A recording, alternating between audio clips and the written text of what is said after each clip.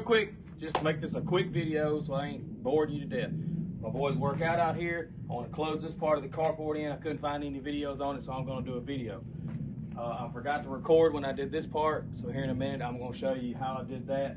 I want to show you this part real quick just because there's a slope, so all your boards are going to be different. So cut your bottom board, cut your top board, and then measure your sides. So you'll have all the way around. All right, boys, y'all come here. Get you some help. This will save you a lot of measuring and tape measuring and all that. Get your two boards, angle them a little bit. Take this board here, prop it up in the corner, let it go. Prop it up in the corner, push yours up, and you just slide it up, and then I'm going to take it on the other end, push it up. All right, let it go. All right, push it all the way up, get it semi to where it needs to be. I forgot to say, before you do this part, you need to I started on that end, did my 16-foot centers. Make sure you mark that, and I'm gonna show you why.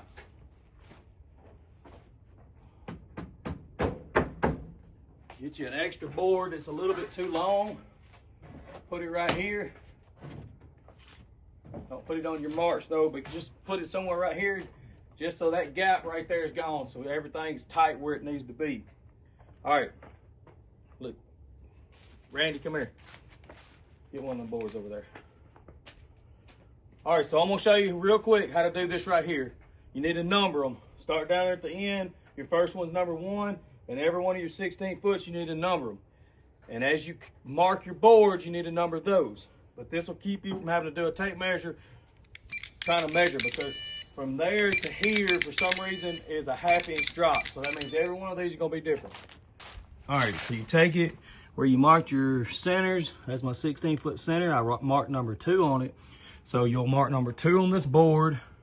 You'll go up here with your pencil and you'll just mark your line. And that's gonna be your cut line. And then you do it all the way down.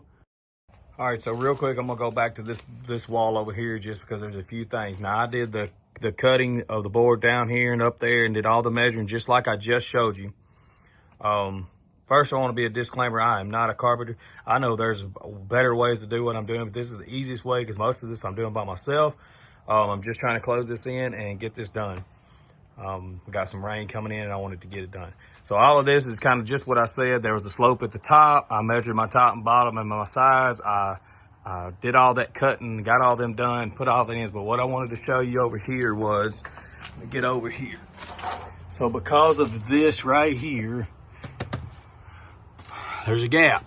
Now, I could have done this a different way, but I left the gap on purpose. I still did my 16-foot center from the concrete, not from this block. That way my stuff would still match up, because when I put the wood on the outside, I want it to go all the way to my brick. What I'm gonna do here in this gap, just because of the way that was, and I also had some cables that needed to go through up there that I didn't want to rerun, I'm gonna put a treated piece of wood here. And then later on, I'll show y'all how I'm anchoring all this. So next you'll see my time lapse is gonna start. It's gonna do where I did all the cutting for the wall over there. And then I'll pick back up whenever I need to. One more thing before the time lapse. I want you to notice these boards, these 4x4s are bare. This here is what they did look like. They have, this is just old junk.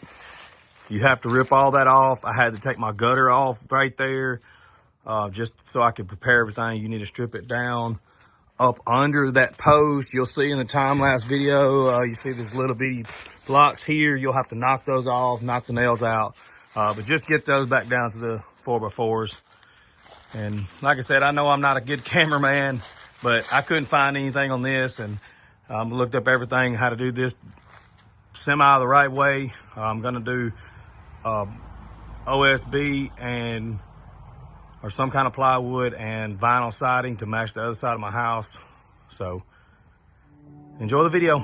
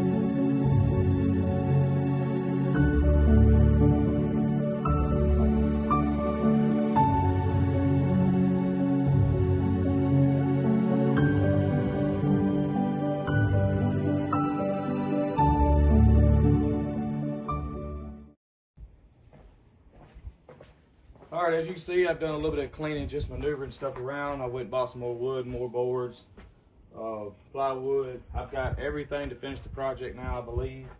So what I'm fixing to do now, I'm measuring here, gonna measure here at the top, and I'll show you some few things with that in just a second. I just took my measurement from over there down to here, went over there, put my mark down here. And what I'm gonna do for the top is, once I build my frame, just me thinking, if I got my bottom exactly where I need it, all I have to do is make my wall level at that point, and that'll be where my wall needs to be on the top side.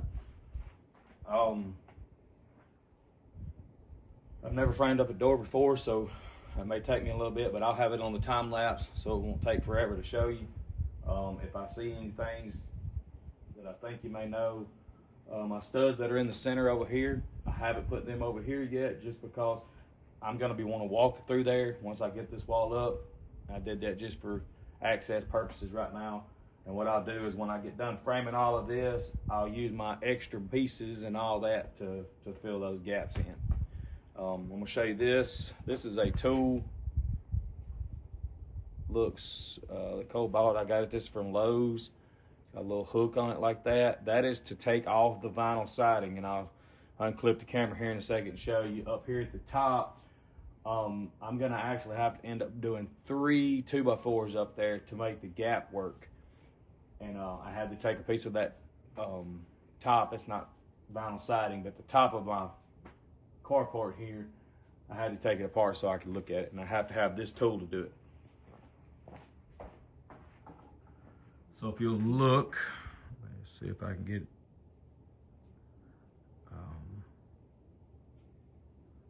All right, yeah, so right there, I took that apart. That's where my wall is going to go apart. I mean across, and I'm going to just bolt a piece of wood up there that my wall will be attached to. So I'll probably start with time lapse now, and if there's anything I think of that I may need to stop the video for and talk to you, I'll do it.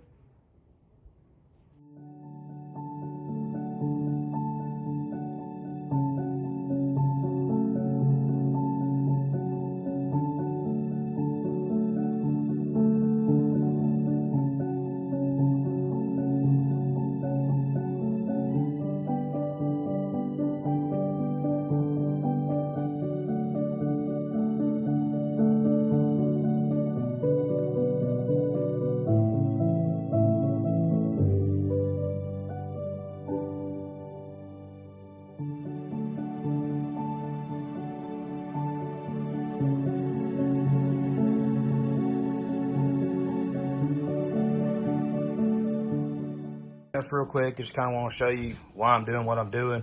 First of all, you see right here, I had to do 2 2x4s, and I'm going to tell you why I did this. And I know I could have done something different, but why I'm doing it the way I'm doing it. I'm going to have that bottom one I'm about to show y'all. I'm going to bolt that to the ground, go ahead and get that done, and then I'm going to build the frame and put it on top of that. And I have those set, and I have those, that bottom one's going to be set here in a minute. And then I'm going to build my frame around that. And the reason I did that is because I mistakenly, if you'll see this wall here, you have this little piece right here, and then this side does not.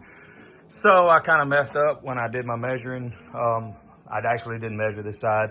So I bought 8-foot boards. I've already bought the 8-foot boards, so I'm just going to go with what I got. I could have bought 10-foot boards and not had to do that. I could have just built the frame, made it a little more hard or a little more difficult, but it'll be okay in the end. This wall will be most definitely sturdy and strong. So, that being said, what I'm fixing to do, before I show you the framing, I marked my 16-foot centers. And you'll see here, I marked, there's my door cut out. My door is going to be all the way against this wall. I didn't have to mark this one, but the reason I marked it, because this is the one I'm going to build my frame with, but the reason I did that is because I have to bolt this down prior to bolting that one down, or nailing that one down to build my frame. Or there'd be really no way to anchor it in there really well. So what I'm doing is I'm about to use, let's see here, I got a wood bit. I'm gonna drill through the wood, and you can see I have my X's where I'm gonna put my hole. Once I get through the wood, I've got a pretty nice bit there. Then I'm gonna take these right here. If you've ever used these before, you drill your holes. You gotta be at least, I think it says 1.25 inches in the ground, in the concrete. Once you get it in there, you'll get it in there like this, and then you'll beat it down in there, and you got a nut and a washer. So once it goes down in there and you get it where you need it to be, then you just tighten it up with a wrench, and I'll show you all of that. These are 3/8 by 3 3/4 for the wall, for the stud that I'm gonna have on this wall right here. I have a couple of these right here that are 5-inch, and that's how I'm gonna do it. So I won't bore you to death in the time lapse. I'm gonna start the time lapse back and you'll see what I'm doing, but I just want you to know I'm gonna drill through the wood first with the wood bit, then I'm gonna switch bits and drill through the concrete, and then I'm gonna hammer my anchor bolts down, and then I'm going to screw them down. And then once I build my frame, I want you to pay attention. I'm gonna try to center this, because when I go to put my frame up, I'm gonna have to cut a hole right here in order, because that nut's gonna be sticking up. So I'll cut a hole right here and everywhere that I have one. That way the frame will go on top of it. And I'm gonna start the laps now.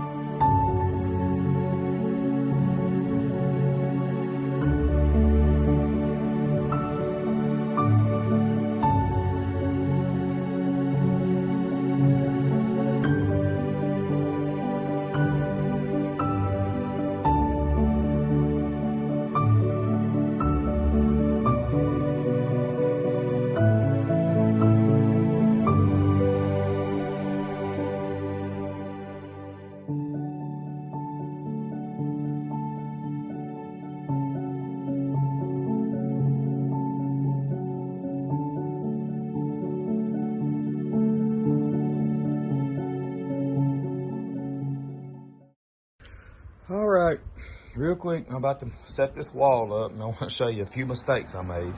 One was when I had measured my top, I had left that gap over here on purpose. Well, then I forgot about that. So when I put this wall together, I had that board over here and everything was off. My door gap has to be 32 3/4 and 82 tall. So on the time lapse, you'll see me doing this. This board's not supposed to be there. But I didn't take into account for that board that's already gonna be there. So my measurement was off again, but now I've got everything. My measurements are perfect, and I'm about to set this wall up. So just make sure when you're doing your door, if you've done crazy stuff like I did and had a board already there, just make sure you remember to allocate for that, because I didn't, and I've had to take screws out and redo this. This in here, I cut wrong the first time. You'll see in the time lapse, it's a different color. But you live and you learn. I've learned some lessons the hard way, but I'm not a carpenter, so I don't think I'm doing a decent job, I guess. I don't really know. But I'm gonna start the time lapse up and we're gonna set this wall.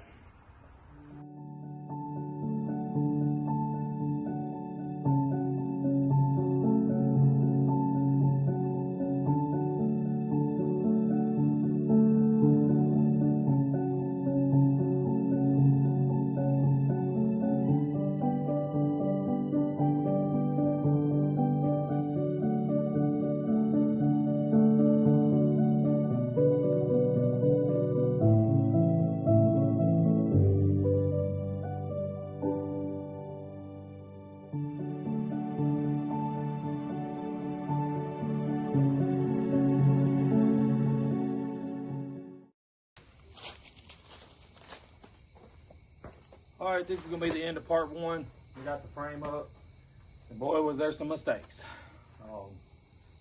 Actually, you won't see it on the time lapse, but I had to take this wall back down three different times because of measuring something wrong. Part of the problem was not me. It was part of the people that were great carpenters that built this house. No, they were not great carpenters. They were terrible. There's angles and things that are so out of whack. My measurements were actually right, but because they built the house not square, not level, all kind of issues. The slopes were wrong. It was crazy. Higher in the middle, lower on the sides. It's just crazy. It's not from settling. It's because the people who built this house did a terrible job. But we finally got it. I had stopped the time lapse earlier. I had a phone call, and while I was on the phone call, I was just looking around and I noticed a mistake. So I did on the side right here, I did my 16-foot centers, like I showed you in the other video. But I noticed I wasn't accounting for the 4x4. So I started my 16-foot centers on that side and this side here and went. So if I put my OSB here, it's not gonna line up. So what I'm gonna have to do, I mean, it is what it is at this point. I'll start my OSB on the edge of this, and then I'll just cut me a strip at the end. I'll have to do it right here, and I'll have to do it on the other end. But it is what it is at this point. I mean, I've already got vinyl siding. I've already bought it. You won't see any of that. So appreciate you. Just bear with me. I'm gonna have a part two. Me putting the door in. I'll put the OSB and a vinyl siding all up in that one video. It'll be 2 videos. I told you I'm not a carpenter. I did what I could. I made a lot of mistakes. I know there's probably a lot of easier ways to do this. But I got it done. It looks okay. It's really sturdy. I still got to do some anchoring and all that stuff, but I'm gonna borrow somebody's hammer drill because that regular drill can't handle it. I believe somebody just had a wreck down the road. Gotta go.